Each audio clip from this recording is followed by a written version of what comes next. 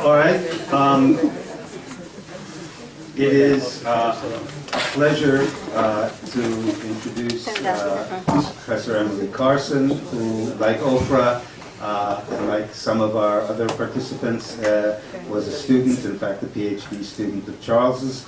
She is Associate Professor of Philosophy at McGill University, and is certainly a leading star in the constellation of young Kant scholars. Just in the last few years, she's published Indica and Mathematical Method, Sensibility, Space-Time, Transcendental Idealism in Kant, Pure Intuition and Kant's Synthetic A Priori, and coming out in 2014, Arithmetic and the Possibility of Experience.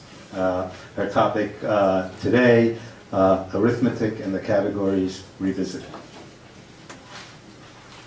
First of all, I'm very glad to be here, and thank you, Oprah, wherever you went, for including me. Actually, what I feel like asking right now is if I could have another day to rethink my paper in light of the discussion that we just had, but I guess you wouldn't grant me that, so I may as well just go ahead. So my theme today, and I have more of a theme than a thesis, is one of what I take to be the central themes running through Charles's work. That is, as he puts it in the paper, Arithmetic in the Categories, speaking of KANT, that the theme of the duality of abstract conceptualization and intuition in mathematical thought. And that's really, I think, what's at the heart of Kant's philosophy of mathematics, and it's the theme that first caught my attention in philosophy when I first read Charles' work many years ago and decided to pursue philosophy because of that. So my title is Arithmetic in the Categories Revisited. I revisited it in that I looked at it and was inspired by the paper, but I don't actually, my paper doesn't exactly address Charles's paper. It's more inspired by Arithmetic in the Categories. So in that paper, Charles undertook to fill a gap in the literature on Kant's philosophy of mathematics by investigating the role of the categories of quantity in Kant's conception of mathematics. Until then, as Charles notes, the literature had been dominated by discussions of Kant's conception of the construction of mathematical concepts and intuition. The role of concepts, and more specifically of the categories, had not been fully investigated. And Charles concluded from his analysis of Kant's various pronouncements on arithmetic and number, as Oprah mentioned, that Kant didn't reach a stable position on the place of the concept of number in relation to the categories and the forms of intuition. Since that paper appeared, a lot of work has been done on the relationship between the categories and the forms of intuition, and on the role of the imagination in bringing the two together. And this is a discussion in Kant's philosophy generally, not just in philosophy of mathematics. And my paper is more on the side of the general discussion than the specifics of Kant's philosophy of mathematics. So what I want to do in this paper is start to outline the development of Kant's treatment of the concept of number and related concepts from the inaugural dissertation to the first critique. My broader goal is to understand the relation in Kant between sensibility and understanding, between concepts and intuition. So again, in the bigger picture, not just with respect to the philosophy of mathematics. So first, let's consider the basis for the instability conclusion. The instability in Kant's position is between two poles. So in the pre-critical period, Kant seems to treat arithmetic and the concept of number as abstract and intellectual, requiring intuition only in their application. By the time of the Critique of Pure Reason itself, Kant seems to reject this distinction between an intellectual concept of number and its actualization in the concrete in favor of treating number, as we've heard, as the schema of the concept of quantity. So as mediating between the categories and intuition, and so having maybe conceptual and sensible content. And that's, of course, why that notion is so central to the more general question of the relation between concepts and intuitions, because that's the role that the schemata play. Then in 1788, Kant seems to return to the pre-critical position in a letter to Schultz from 1788, in which he describes the science of number as a pure intellectual synthesis. So I'm not going to be talking about that. I'm focusing on the movement from the inaugural dissertation to the first critique. Okay, so Beatrice Longnes has taken Charles to hold that Kant wavered between two conceptions of number, one according to which is thought by purely intellectual concepts, the other according to which is a sensible representation, a schema. She rightly points out that in the schematism, Kant describes number as the schema of the category of quantity, so still defines number in terms of the pure categories. If, Longnes argues, the worry is that by pure categories, Kant means having no relation to the sensible, that is, he means unschematized categories, then there's nothing to worry about. Kant never defined number in terms of the pure categories, thus understood, not even in the inaugural dissertation. But I think that misses the real issue, which is that in the inaugural dissertation, Kant describes the concept of number as purely intellectual, but requiring space and time only for its actuation in the concrete. In the letter to Schultz, Kant describes the science of number as a pure intellectual synthesis. As a consequence, again, as we just heard, he concedes time has no influence on the properties of numbers. And it's this kind of formulation that presumably leads Reber to think that the truths of arithmetical propositions don't depend on time, but rather only the application of those truths requires time. That, I think, is the real question raised by the instability charge. It's the question of what exactly is the relation between pure concepts and intuition generally. Is there sensible intuitive content in the notion of number, or is it a purely intellectual one which can then be applied to sensible appearances? The development of Kant's view on the concept of number, I think, mirrors the development of his view of the relation between sensibility and understanding in general. There is indeed a progression from talk of the concept of number being applied to sensible objects, to a concept of number which essentially has, it seems, sensible content itself in the first critique. I want to suggest that that progression marks Kant's recognition of what my colleague Alison Lewine has called Kant's overinvestment in the principles of sensibility in the pre-critical work, and the resulting recognition of an active constitutive role for the understanding in our sensible representations. So my broader goal is to show the fundamental nature of the concept of number in Kant's conception of experience generally, or to understand that.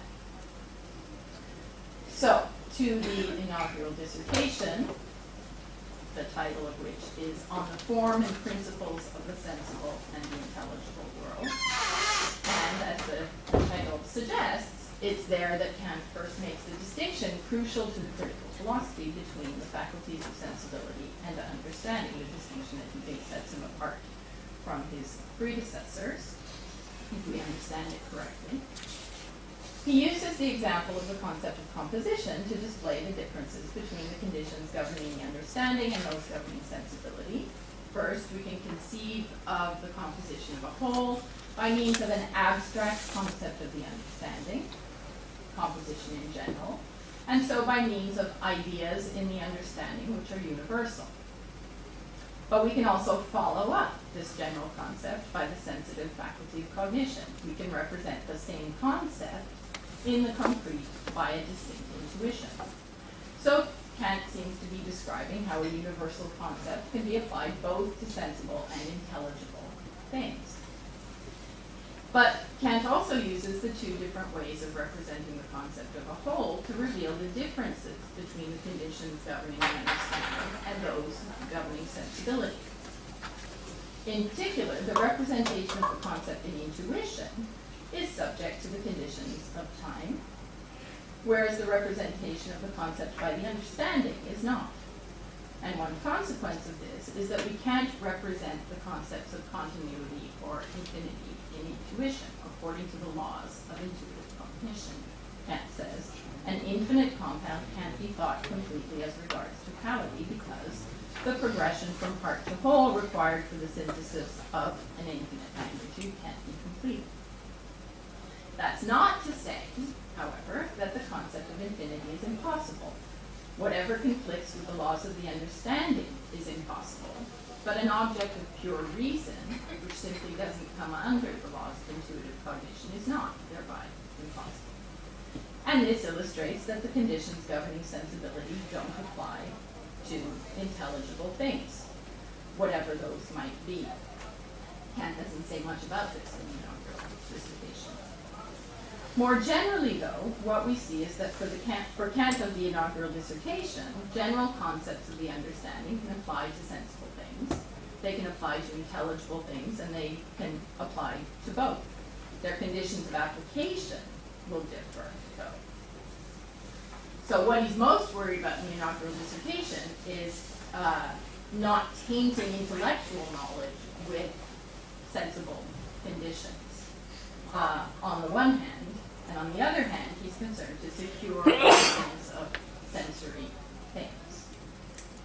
So to keep separate the faculties in order to secure, on the one hand, the science of sensory things, and on the other, to ensure that we don't taint our intellectual cognition with sensibility.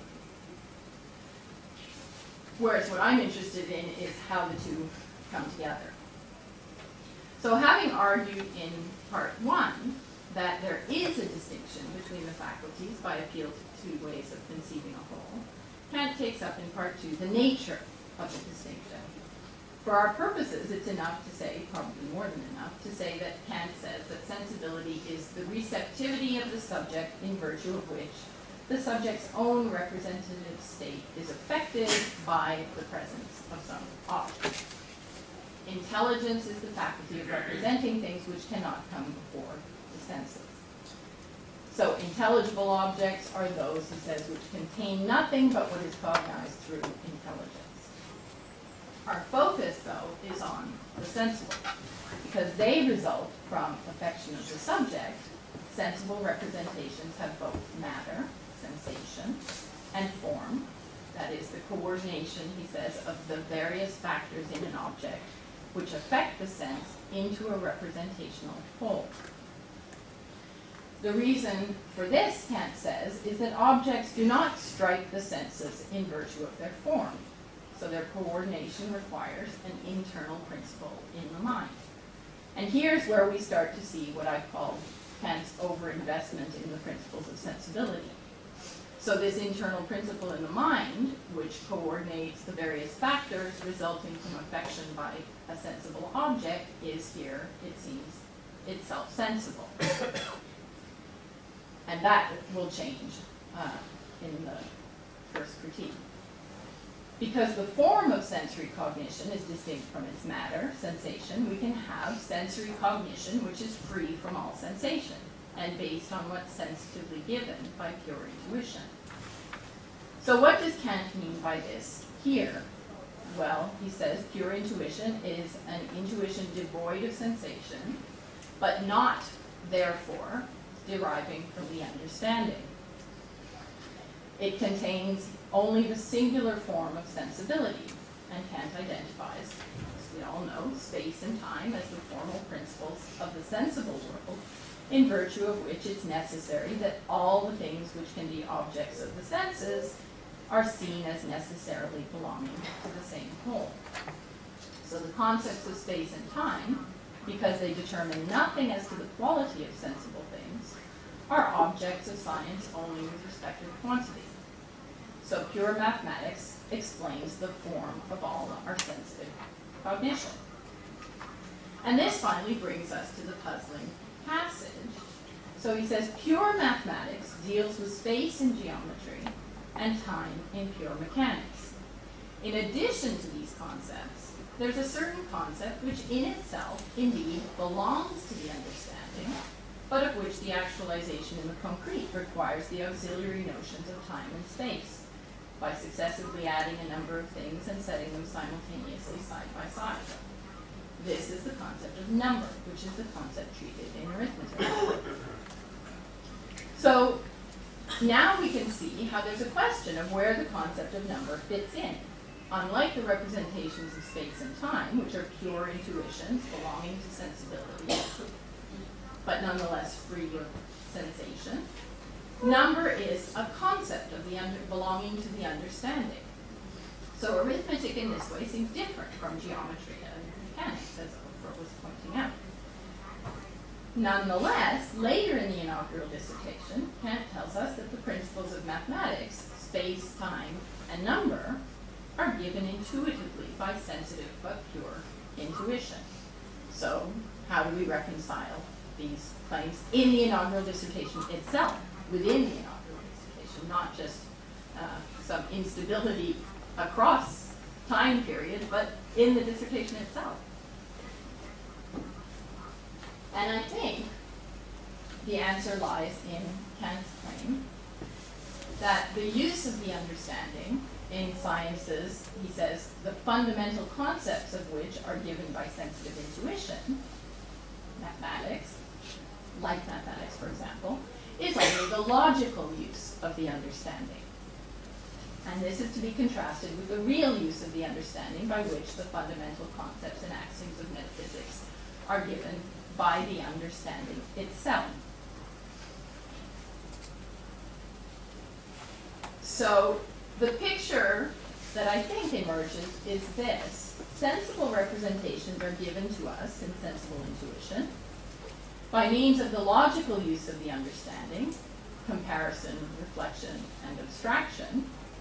We form general or common concepts. An example Kant gives is I compare a spruce, a willow, and a linden, and note that they're different with respect to the trunk, branches, leaves, etc.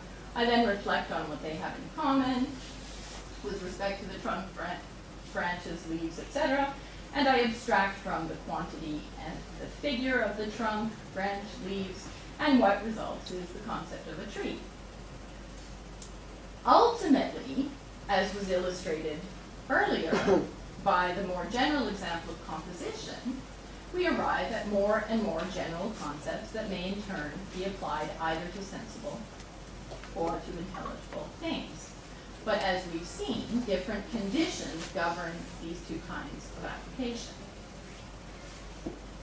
Now, I mentioned already, in addition to these general concepts arrived at by means of the logical use of the understanding, there are also pure concepts, which are given by the very nature of the understanding, abstracted from the laws inherent in the mind,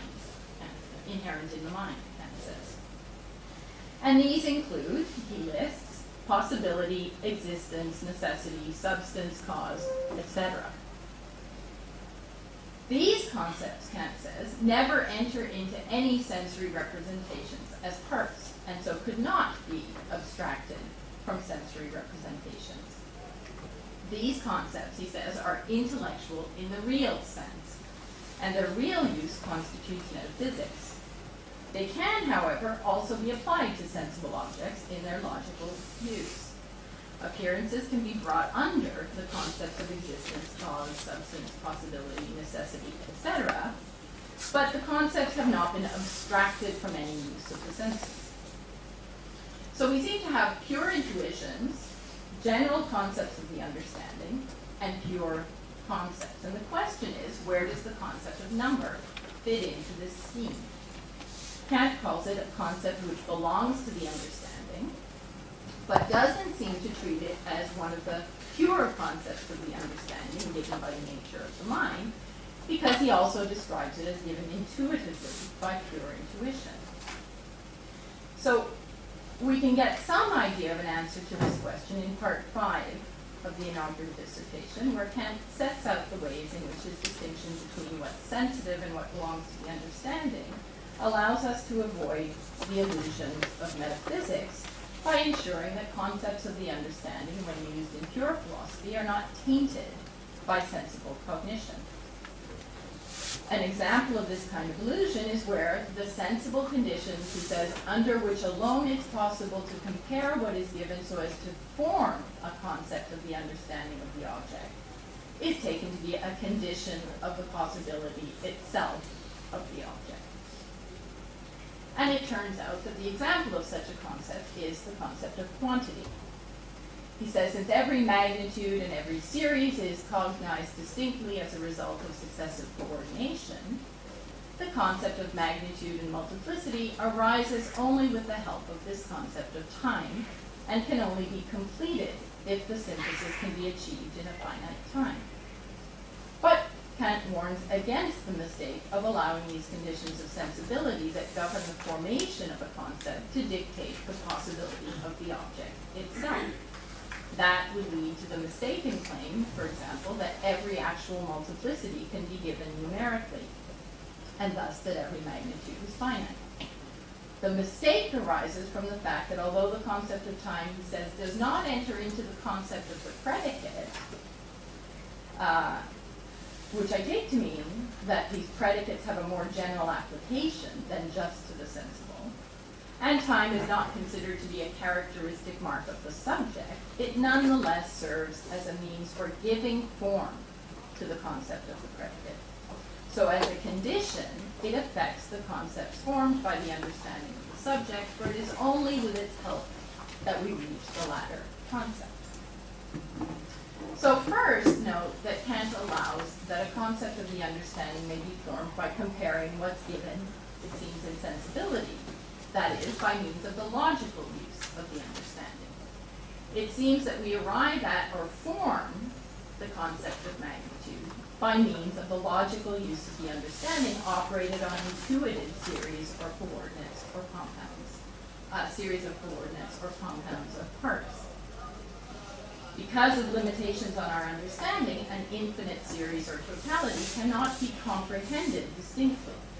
But it's a mistake to conclude that such a series or totality is impossible.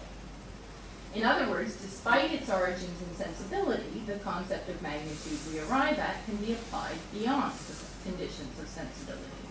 As we saw from the beginning, according to the laws of intuitive cognition, an infinite magnitude is unrepresentable. But that's not to say that it's impossible. There are possible applications of the concept beyond its application in sensibility. So Kant seems here to be treating the concept of magnitude and the related concept of number as originating in this way in sensibility, but as concepts of the understanding nonetheless. He says time does not enter into the concept, although we reach these concepts only with its help. And this is to be, I think, contrasted with the pure concepts that arise from the nature of the understanding itself. Despite their origin in sensibility, the concepts needn't be limited by the sensible conditions governing their formation. So I suggest that we could understand Kant's claim that the concept of number belongs to the understanding as a claim that it's a concept of the understanding in this very general sense. The context in which Kant describes it as belonging to the understanding suggests that he intends mainly to contrast it with space and time, which belong to pure intuition. Kant glosses pure intuition here as an intuition devoid of sensation, but not for that reason deriving from the understanding. So number is a concept belonging to the understanding and that is formed by means of the logical use of the understanding. I think he's struggling to capture the abstractness of the concept of number in order to fit it in with geometry and mechanics. So his description of how it requires space and time for its actualization in the concrete can be reversed in a way to explain how we come to form the idea in the first place. It arises from our successively adding a number of things and setting them simultaneously side by side, because presumably any spatio-temporally distinct things can be added regardless of their qualitative difference. The concept can be thought of as, like space and time, devoid of sensation, and therefore as part of pure mathematics, the science of sensory things, which explains the form of all our sensitive cognition. So Daniel has argued, I think utterly convincingly, that one important role for intuition in Kant's philosophy of mathematics is that it allows cognition of homogeneous manifolds. That is, it makes possible the representation of numerical diversity with qualitative identity, which is not possible by means of concepts alone. As I understand it, Kant's view in the inaugural dissertation is that intuition is not only necessary, but together with the mere logical use of the understanding, is sufficient for the representation of numerical diversity with qualitative identity. So we form the concept of number by comparing collections of spatio-temporally distinct things, abstracting from the sensation therein the qualitative differences among them. So his conception of number here is heading in the direction of the conception of a homogeneous manifold of units, or as Daniel has put it, and I'm sure we'll hear more about this very shortly, a collection of pure units. In this way, arithmetic contributes to the explanation of the form of all our sensitive cognition, in that its subject matter is the forms of space and time. But again, the only use of the understanding is its logical use. So mathematical principles are still sensible. So Kant says of geometry, the principles of sensitive form which are found in geometry, no matter how much the understanding may operate upon them by reasoning according to the rules of logic, from what is sensitively given by pure intuition, nonetheless do not cease to belong to the class of what is sensitive. No matter how high they ascend by abstracting, they always remain sensitive. And the same, I think, can be said of arithmetic for Kant in the inaugural dissertation. So the concept of number is formed by reasoning according to the rules of logic from what's sensitively given, from given manifolds. Now that, of course, presupposes that the manifolds are represented in sensibility as manifolds. And now we come to my claim that Kant's treatment of number in the dissertation reveals his overinvestment, a different version of his overinvestment in the principles of sensibility from the one that Alice and Leyline identified. Or a different way in which he's overinvested in the principles of sensibility. And that presupposition that the sensible manifold is represented as manifold in sensibility is given up in the first critique, where instead Kant argues that the representation of a manifold requires the synthesizing activity of the understanding. So, in moving from the inaugural dissertation to the critique, Kant recognizes that our representations of spatio-temporally individuated objects can't be purely sensible, but require synthetic activity of the understanding. Longness has argued, correctly, I think, that mathematical thought provided Kant with a model for this synthesizing activity of the understanding. On her view, the salient feature of mathematical thought is its a priori generation, this is a quote, its a priori generation of multiplicities which may be represented as multiplicities of objects to be thought under concepts. I want to offer a different reading of the mathematical model that will, I think, reveal the extent to which the concept of number is already implicated in the representation of objects, and try to help make clear the extent to which experience is mathematized. So, Kant's use of the mathematical model first comes to the fore in the A edition of the introduction, where he tells us that a threefold synthesis makes possible all experience as an empirical product of understanding. The picture underlying threefold synthesis is roughly this. Through sensibility, we passively receive an undifferentiated manifold of representations. To represent it as a manifold, we successively run through and then take together the manifoldness, and Kant calls this action the synthesis of apprehension. As I understand the point here, is that to distinguish parts of a given intuition requires that we actively differentiate those parts. But this apprehension of the manifold on its own doesn't give us a connection of impressions unless, he says, we can call back a preceding perception from which the mind has passed on and adjoin it to the succeeding perceptions. So this synthesis is inseparably combined with a synthesis of reproduction. In this way, he says, we can exhibit entire series of perceptions. Finally, the synthesis of recognition in a concept unifies this successively intuited series into one representation. This threefold synthesis makes possible experience, he says, as an empirical product of the understanding. So it seems to be the most fundamental cognitive activity involved in constituting experience. So, for example, to represent a house, I must distinguish the elements of the manifold given in intuition. For example, the windows, door, roof, chimney. This process takes time, so I must also reproduce the previous elements as I proceed, then bring all the elements together under the concept house. Now, for sure, in giving the example of perceiving a house, KANT is describing something more than the mere perception of a spatio-temporal particular. That is, it's brought under an empirical concept. But he goes on, and this I take to be the really important part, that to tell us that this synthesis must also be exercised a priori on non-empirical representations, the pure intuitions of space and time, because otherwise we would not have a priori representations of space and time. So the thought is that the representation of particular spaces and times also requires a synthesis. Because the manifold in this case is given a priori, the synthesis is a priori. And KANT illustrates this, what he calls pure synthesis, and calls it the transcendental synthesis of imagination, with the examples of lines, durations, and numbers.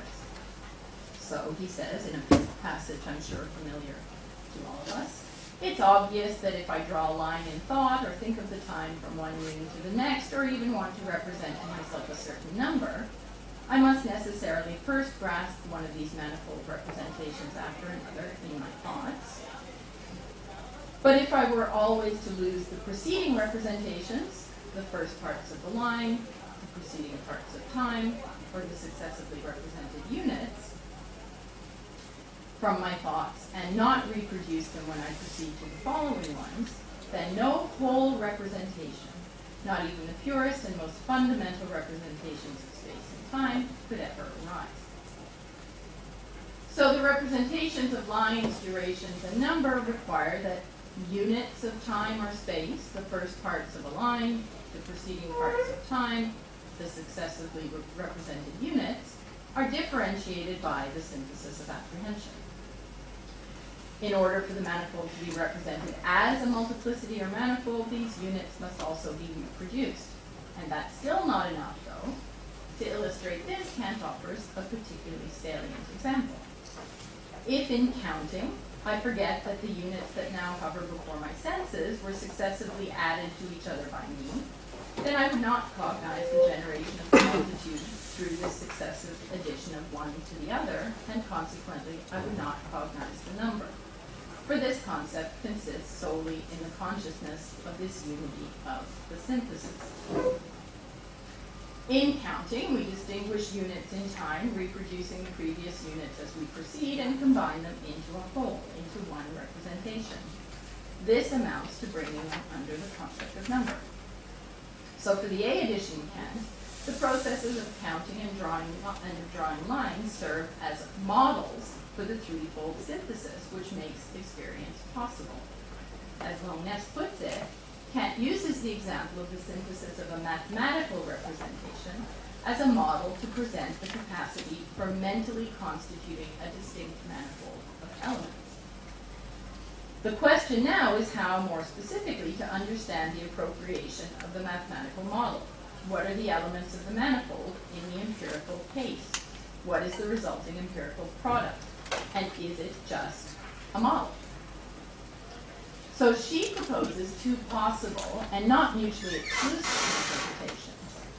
On one, the line, the duration, and the number are analogs analogs for any singular intuition. This is suggested by Kant's illustration of the threefold synthesis with the example of cinnabar. He says, if I were always to drop out of thought each of the impressions making up the apprehension of a piece of cinnabar, I would never form the sensible intuition of a conjunction of impressions, that is, of the unity of a spatial manifold with its various sensory determinations. This suggests that the elements synthesized are the various sensory determinations, the color, smell, texture, etc. The empirical product is a unified representation of a spatial object, or particular empirical intuition. On the second reading, the mathematical examples are analogs for the representation of a whole of experience. The analogs to the parts of a line, parts of time, and successively synthesized units are already particular empirical intuitions like that of a piece of cinnabar, which are brought together to constitute a whole of experience, for Longness, a world of causally related empirical objects. That's also how Alison Lewine understands the role of the understanding in compensating for Kant's earlier overinvestment in principles of sensibility. Of course, the two readings are compatible.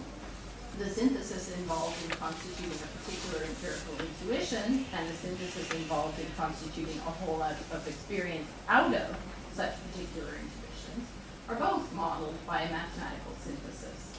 And Longness herself acknowledges this in considering Kant's example of a piece of cinnabar. Once we see how this issue is tied to Kant's conception of number, though, I think we'll see that the first model is the more fundamental one, and in fact is more than just a model. So, as Longness also argues, the category of quantity plays a fundamental, she says primordial role in the constitution of experience for Kant. Her analysis begins with the logical forms of judgment corresponding to the categories of quantity, so universal, particular, singular. The basic thought is that judgments of quantity, like some bodies are heavy or all trees in the garden bear fruit, require that we be able to run through the elements thought under the subject concept, body or tree in the garden, and compare them with respect to the predicate concept. To do this, I have to generate a manifold of elements thought under the same concept, bodies, trees, and garden. In this way, judgments of quantity require a faculty of constituting, this is a quote from her, a faculty of constituting the extensions of concepts. The categories of quantity, she says, are pure concepts of just those syntheses necessary so that particulars are subsumed under concepts in singular, particular, and universal judgments. So the basic cognitive ability that she emphasizes is the ability to constitute extensions for concepts in order to make universal, particular, and singular judgments. So in Kantian terms, the claim is that when we make such judgments, we must synthesize a manifold of homogeneous elements and gather together the successive addition of the homogeneous units. And the representation of this successive addition or gathering together of homogeneous units is just what Kant calls the schematism of the category of quantity, or number.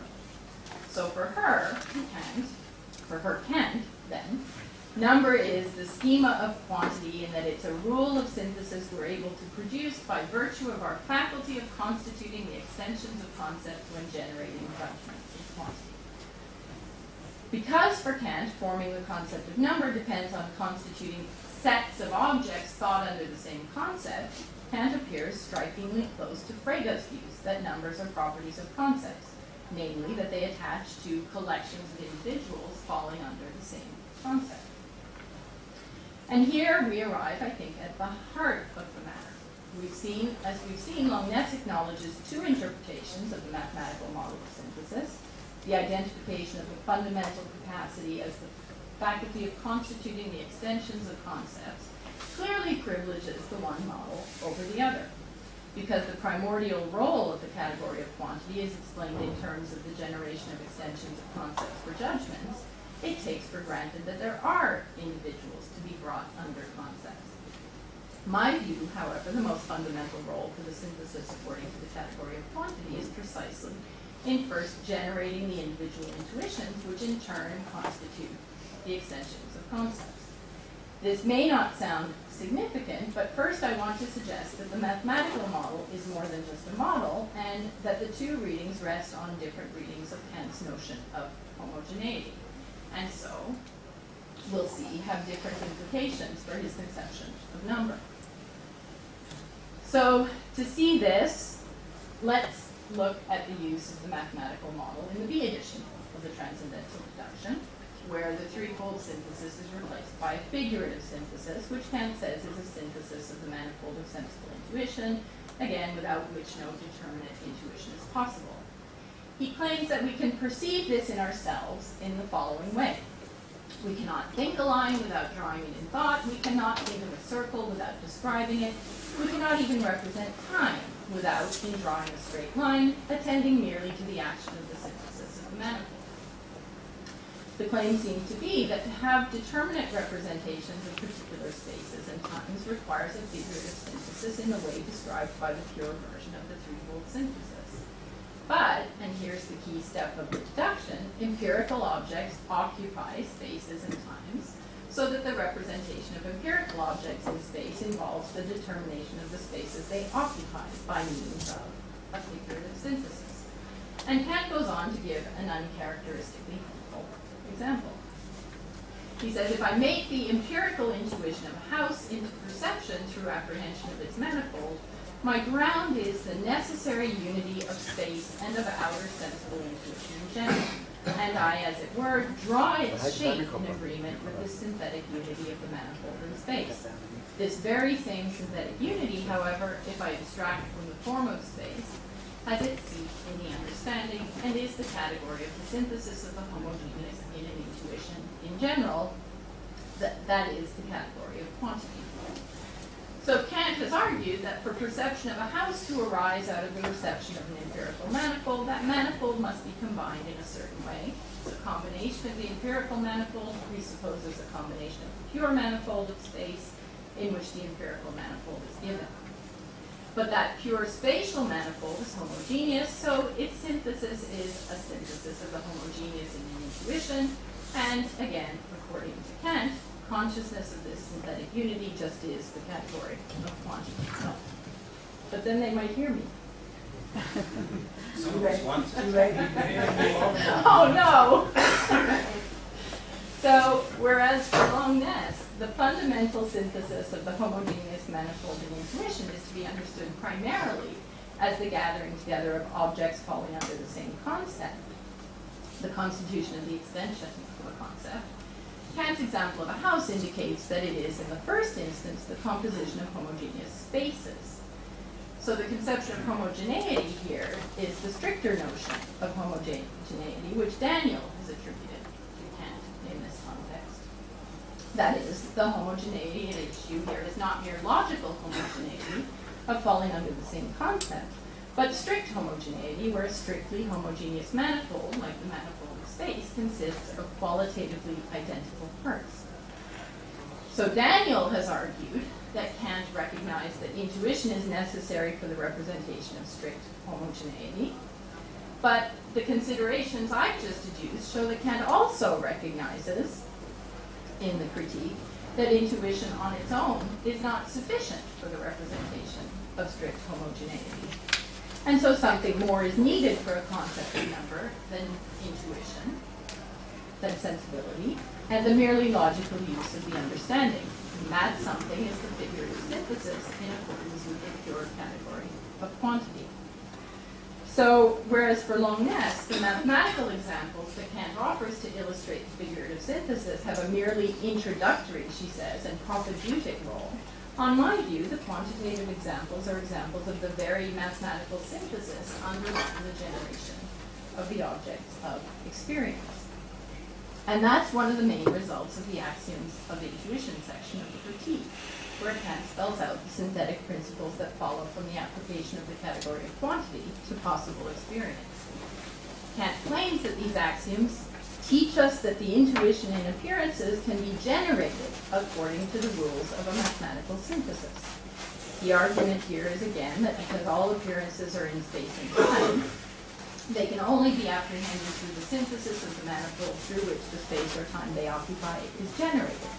Because space and time are homogeneous manifolds, the determination of spaces or times requires a composition of a homogeneous manifold and consciousness of the synthetic unity of this homogeneous manifold.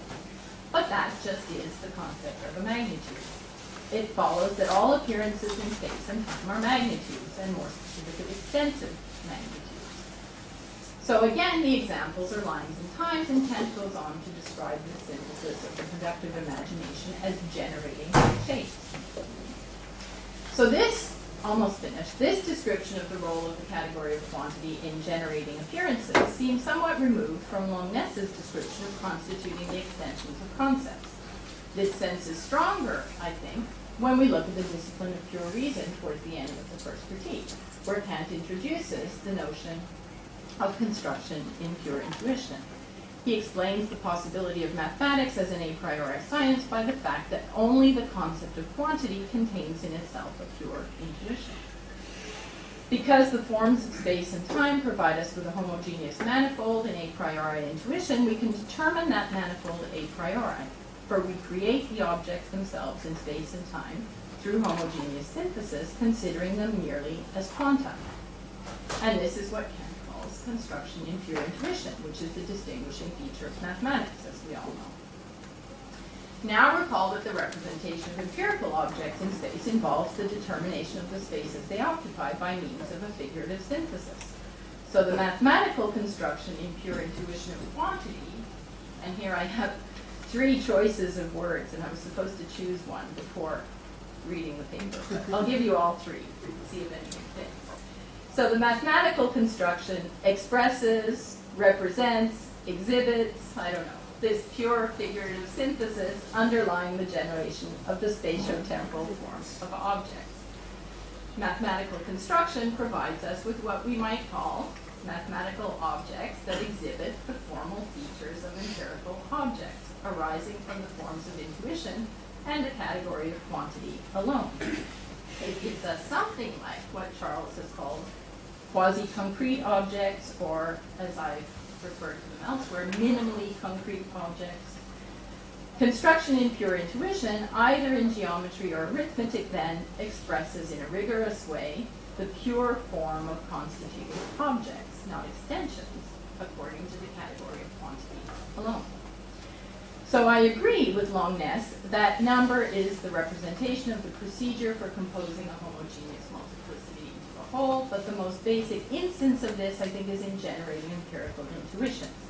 So it represents the most fundamental cognitive activity underlying the constitution of geometrical objects, and thereby of objects of perception, and finally also the constitution of the whole of experience of those objects. So by emphasizing its role in generating extensions for concepts, I think Longness's understanding of a mathematical model understates the role of the categories in, as Michael Friedman has put it, in his discussion of her reading, structuring the form of our experience of nature prior to all inductive generalization and empirical concept formation.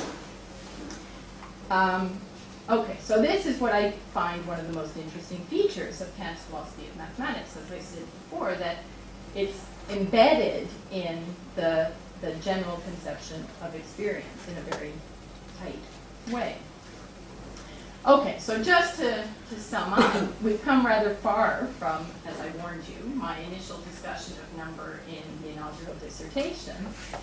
And just briefly, I think the upshot of this for the change in Kant's view of the concept of number is that, at least from the inaugural dissertation to the first critique, those changes reflect changes in the way Kant conceives the role of the understanding in constituting experience and of the involvement of the category of quantity.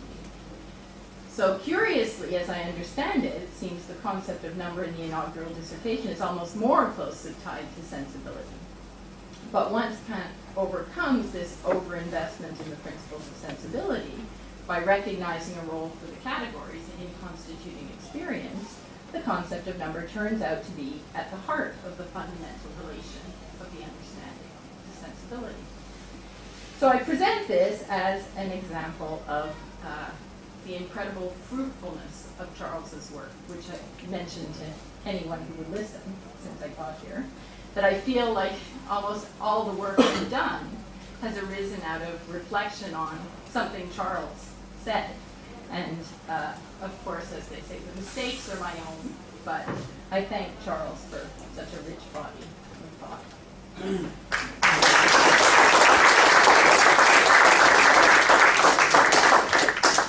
So we do have time for a question or two.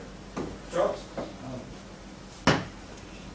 Well, your very kind remarks at the end of the paper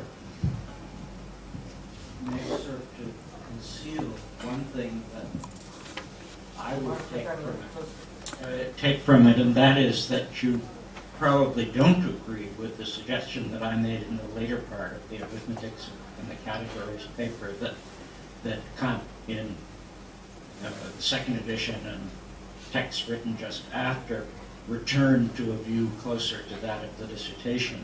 And it's partly a matter of how you interpret the dissertation, which is a matter that I did not go into with any depth at all, but I think also a matter of how you interpret the B deduction, which is much more to the point. Well, had I had more time, I didn't think that I had to disagree with that. I think the idea that I would have tried to develop had I had the time was that once you've got this idea of a category of quantity, there's a way in which you can talk about, I'm thinking of the later references to a pure intellectual synthesis, there's a sense in which you can talk about number as an intellectual synthesis, in that it's grounded in this category of quantity, something like that, which wasn't available in the inaugural dissertation. So that's why I don't know if this works, but that's why I tried to distinguish between pure concepts given by the nature of the mind in the inaugural dissertation and concepts of the understanding, which arise out of sensibility, ultimately, in the logical use of the understanding. So, well, now I'm about to say something that I wasn't really going to say, but the idea was that the category of quantity wasn't in that list of pure concepts of the understanding. Yeah. So it's because that comes in, the strong claim that I can't defend would be that it's some recognition of the insufficiency of sensibility for representing particulars that leads to the recognition of a role for a category of quantity. But that's going out on a real. That's suggested in another way, having to do with the very much discussed question of how Kant got from the position of the dissertation to the position of critique, because it's years since I've looked at the letter to Hertz, but the worry there seemed to be, well, how can these pure a priori concepts get a purchase on the world, whereas you seem to be, which I'm sure is real, a very central part of what Kant was worrying about, but you seem to be suggesting something additional, and that is, isn't there already on the sensible level a demand for pure concepts that he hadn't formulated at the time of the dissertation, which at least strikes me as a different kind of problem, although it will certainly turn out to be this relationship. Well, it was Alison Leywine's suggestion that he over-invested in the principles of sensibility in a different way that led me to think of it in those terms. So. Any more questions? Michael? Thank you, Emily, for a beautiful paper. I do wonder at the end, when you're relying so much on Daniel's notion of strict homogeneity, whether there still might be an overinvestment in sensibility in your kind of the category of quantity. Because if I understand you right, you want to say when he's talking about homogeneity here in say the House passage, we have to somehow use the notion of strict homogeneity that we find clearly extension in space to stick it in there. But he says if I abstract from the space, same thing happens in section 24. I draw a line, and then this is supposed to represent time itself, but I have to extract from space and attend only to the succession in the drawing of the line. So, you know, are you extracting from space or not? If you need to bring in the special homogeneous space, Daniel, to, you know, that'll then say it has to be objects of experience. And it looks like you don't have the idea that in the first half, or you know, that the unsquared has categories in the first half of the deduction. It looks like there should be a more abstract notion of homogeneity than strict homogeneity of Daniel. That is, you know, the homogeneity that allows arithmetic to make sense. I'm just a little worried. Are you abstracting or not abstracting? Well, this is one of the things that I would like to have had time to think about from your discussion with Oprah, because that is something that occurred to me. So the first,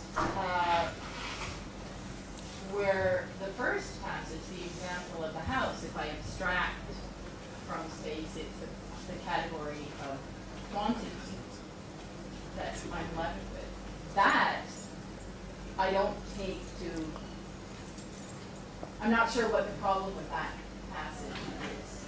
Well, it's abstracting a form of space, and it has its seat in the understanding. It is the category of the synthetic unity of the homogeneous in intuition in general, i.e. the category of Oh, I see. So, if you're going to plug in the strict homogeneity of space, or homogeneous in intuition in general, you're not abstracting space. I mean, if your argument seems to say you have to, at that point, appeal to space and strict homogeneity. In order to, I take that just to be a claim, and I may have to think about this more, that this is identifying the role of the category of quantity in the perception of the house, right? And so showing that, and of course the category of quantity is characterized independently in space, right? But you're pointing out that it appeals to homogeneity, so. You got to use the homogeneous and intuition in general. I mean, there's no contradiction as such. You say, look, if we look around, I take this to be down to this point for an example of that. Well, space gives us a really clear example, right. So there is a possibility in our experience of doing that. Right. But it sounded a little bit like you were tempted to say, in order to understand this, we need to plug space in, and that's going to, I don't know. Yeah, I'll have to think about that. I'm not sure. Why don't we, For myself. Daniel, you've got the floor next, and so. But we are once again we'll take a 2 or 3 minute break and then move into the next one.